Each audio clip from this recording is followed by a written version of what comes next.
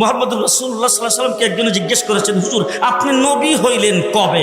রাসূল বলেছেন, কুনতু নাবিয়্যান ওয়াল আদামু বাইনাল মা'i ওয়াত তিন। আমি তখনও নবী ছিলাম যখন আদম আলাইহিস সালাম পানি আর মাটিতে মিশ্রিত অবস্থায় ছিল। জিবরাইল আমিন এসে একদিন রাসূলকে জিজ্ঞেস করতেছেন, হুজুর আপনার বয়স কত? রাসূলুল্লাহ সাল্লাল্লাহু আলাইহি ওয়াসাল্লাম জিবরাইলকে জিজ্ঞেস করতেছে, জিবরাইল আমার বয়স পরে বলবো, আগে বলো তোমার বয়স কত?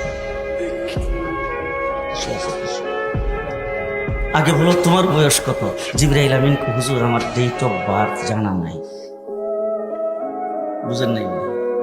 ডেট অফ বার্থ আমার জানা নাই, তবে একটা ঘটনা যদি আপনার কাছে বলি, এটা দিয়ে হিসাব করে আপনি আমার বয়স কত এটা বের করতে পারবেন। আপনারা কাহিল হয়ে গেছেন, কথা শুনতেছেন? জিবরাইল বলতে শুধু একটা ঘটনা বললে আপনি হিসাব করে তারপর আমার বয়সটা বের করতে পারবেন। যখন এই কথা বলছেন, রাসূল বলে কি ঘটনা? বলে, হুজুর আমাকে যখন আল্লাহ সৃষ্টি করেছেন তখন আমি আরশের নিকটে দেখতাম একটা তারা উঠত, একবার উঠলে ৭০,০০০ বছর থাকতো। কয় বছর?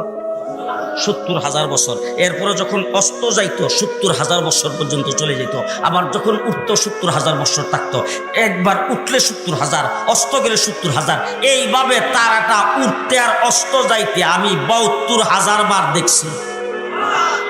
হুজুর এখন হিসাব করে আমার বয়সটা কত এটা আপনি বের করে নেন। রাসূলুল্লাহ সাল্লাল্লাহু আলাইহি সাল্লাম বলেন, হিসাব করার জন্য তো ক্যালকুলেটর মেশিন লাগবে, সেই মেশিনটা তো এখন নাই, হিসাবটা পরে করব। আগে বলো দেখি তারাটার নাম কি, কোথায় থেকে আসতো, এটার পরিচয় কি? জিবরাইল আমিন বলেন, হুজুর এই সম্পর্কে আমি কিছুই জানি না। আল্লাহর নবী বলেন, আমার কাছ থেকে জেনে নাও, যেই তারাটারে তুমি উঠতে দেখতা, অস্ত যাইতে দেখতা, সেই তারাটাই ছিলাম আমি। এখন তুমি হিসাব করে বের করো আমার বয়স কত।